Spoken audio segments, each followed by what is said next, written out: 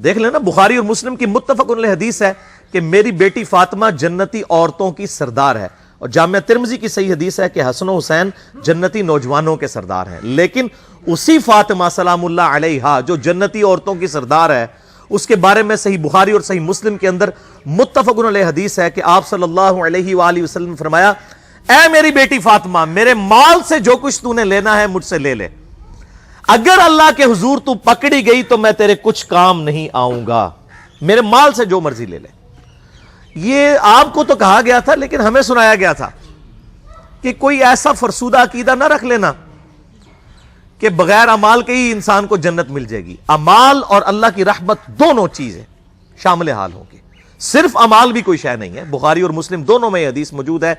کہ آپ صلی اللہ علیہ وآلہ وسلم نے فرمایا، کوئی شخص بھی محض اپنے اعمال کی بنیاد پر جنت میں نہیں جائے گا۔ ایک صحابی نے بڑی جرت کر کے پوچھا، اللہ کے رسول صلی اللہ علیہ وآلہ وسلم، کیا آپ بھی؟ آپ نے فرمایا، ہاں میں بھی، جب تک میرے رب کی رحمت مجھے ڈھانپ نہ لے میں بھی محض اپنے اعمال کی بنیاد پر جنت میں داخل نہیں ہوں گا۔ تو اعمال بھی ہیں اور رحمت بھی ہے، صرف اعمال بھی کوئی شے نہیں اور صرف رحمت بھی کوئی شے نہیں ہے۔ ورنہ امام محمد غزالی رحمہ اللہ تعالی کا قول جو ہے مجھے بڑا پسند ہے اس کانٹیکسٹ میں، جو کیمیائے سعادت میں انہوں نے علماء سو کی کلاس لی ہے۔ اب یہ سخت باتیں اگر میں اپنی ریفرنس سے کروں تو لوگوں کو بری لگیں گی۔ امام محمد غزالی فرماتے ہیں کہ ایسے علماء جو ممبروں پر چڑھ کر اللہ تعالیٰ کی رحمت کی آیات آؤٹ آف کانٹیکسٹ سنا کر، قرآن حکیم میں جہاں پر بھی رحمت کی آیات اور توبہ کی آیات آئیں وہ اس اعتبار سے آئیں کہ جو توبہ کرنے کے بعد اصلاح کر لے۔ پورے قرآن میں کوئی ایک آیت بھی ایسی نہیں ہے کیٹیگوریکل کہ انسان اپنی اصلاح نہ کرے اور اللہ تعالیٰ فرمایا کہ میں اپنی رحمت کے دروازے اس کے لیے کھول دوں گا، قطعاً ایسی کوئی آیت نہیں ہے۔ تو جو علماء، امام غزالی فرماتے ہیں کہ اللہ کی رحمت کی آیات سنا کر لوگوں کو اللہ تعالیٰ سے غافل کر رہے ہیں، کیا یہ لوگوں کو یہ میسج دینا چاہتے ہیں کہ قرآن حکیم میں جو اللہ کے نافرمانوں کے لیے دھمکیاں آئی ہیں یہ سب کی سب فضول باتیں تھیں، اور انبیاء کرام علیہ السلام جو اللہ کے عذاب سے ڈراتے رہے یہ صرف شغل میلہ تھا اور آخرت میں کوئی پکڑ نہیں ہونی؟ ایسے علماء واجب القتل ہیں۔ یہ امام غزالی فرما رہے ہیں کہ حکومت وقت کا کام ہے کہ ان پر توبہ پیش کرے، ورنہ ان کو قتل کروائے، ان علماء کو جو اللہ تعالیٰ کا یہ غلط تصور پیش کر کے لوگوں کو اللہ کا باغی بنا رہے ہیں۔ اور اکثر وائزین اس وقت یہی ہیں اور لوگ انہی کی باتوں کے اوپر خوش ہیں،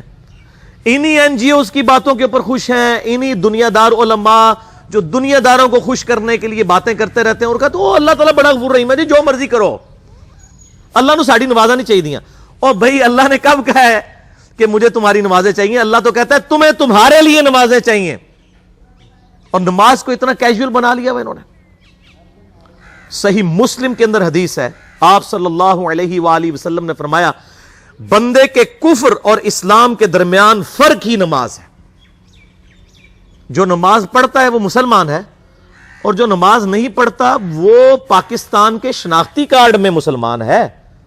اللہ کی ڈیفینیشن میں وہ عملاً کافر ہے۔ صحیح مسلم انٹرنیشنل نمبرنگ کے مطابق 246 نمبر حدیث ہے، آپ جا کے پی ڈی ایف کھول لیں، اسلام 360 میں جا کے 246 نمبر حدیث صحیح مسلم کتاب الایمان چیپٹر میں کھول کے دیکھ لیں کہ بندے کے کفر اور اسلام، شرک اور اسلام کے درمیان فرق ہی نماز ہے۔ آپ بے شک اپنے آپ کو مسلمان کلیم کرتے رہے، لیکن وہ شناختی کارڈ والا مسلمان ہے، نکاح طلاق والا مسلمان ہے، اس کا جنازہ بھی پڑھ دیا جائے گا، پیدا ہوگا اذان بھی دے دی جائے گی، اللہ کے حضور وہ مسلمان نہیں ہے، وہ بس کلمے کا ہی ہم احترام کرتے ہیں، ادروائز تو عملاً کافر ہے وہ۔ اسی طریقے سے جامعہ ترمذی میں حدیث ہے، سنن نسائی کے اندر حدیث ہے، سنن ابن ماجہ کے اندر حدیث ہے کہ آپ صلی اللہ علیہ وآلہ وسلم نے فرمایا، جس نے نماز چھوڑ دی گویا اس نے کفر کیا، من ترک الصلاۃ متعمدا فقد کفر۔ اب اس سے زیادہ اور کیا سخت بات کی جائے کہ کسی کو یقین آئے کہ جس نے جان بوجھ کے نماز چھوڑ دی اس نے کفر کیا۔ اب جان بوجھ کے یہ نہ سمجھیے گا کہ جی میں بال بچیاں دے کمائی کرتا رہنا تھا، منو ٹائم نہیں ملتا۔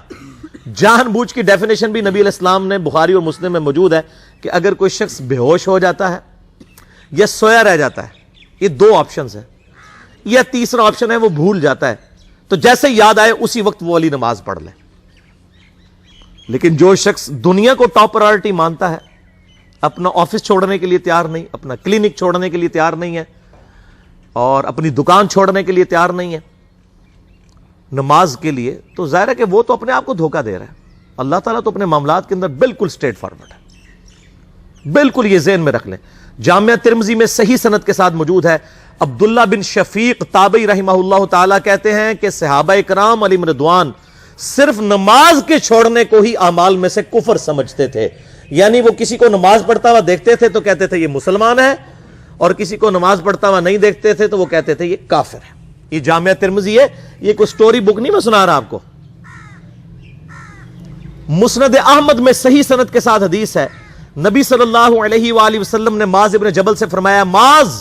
اللہ کے ساتھ کسی کو شریک نہ ٹھہرانا، خواہ تمہارے ٹکڑے ٹکڑے کر دیے جائیں، تمہیں سولی پہ چڑھا دیا جائے، تمہیں آگ میں جلا دیا جائے، اللہ کے ساتھ کسی کو شریک نہ ٹھہرانا، اور معاذ نماز بھی نہ چھوڑنا، کیونکہ جس نے نماز چھوڑ دی اللہ تعالیٰ کے ذمہ کرم سے وہ نکل گیا، اللہ کے حضور اس کے لیے کوئی حصہ نہیں ہے جس نے نماز چھوڑ دی۔ کتنا کرٹیکل ایشو ہے۔ اور اسی طریقے سے مسند احمد میں ہی ایک اور حدیث ہے کہ آپ صلی اللہ علیہ وآلہ وسلم نے فرمایا، جس شخص نے اپنی زندگی میں نماز کی حفاظت کی، قیامت والے دن وہ نماز اس کے لیے نور ہوگی، نجات ہوگی، اور اس کے حق میں دلیل ہوگی، اور جس نے نمازوں کی حفاظت نہیں کی اس کے لیے قیامت والے دن کوئی نجات، کوئی نور اور کوئی دلیل نہیں ہوگی، الٹا اس کا حشر قارون، فرعون اور ابی ابن خلف کے ساتھ ہوگا، والعیاذ باللہ تعالی۔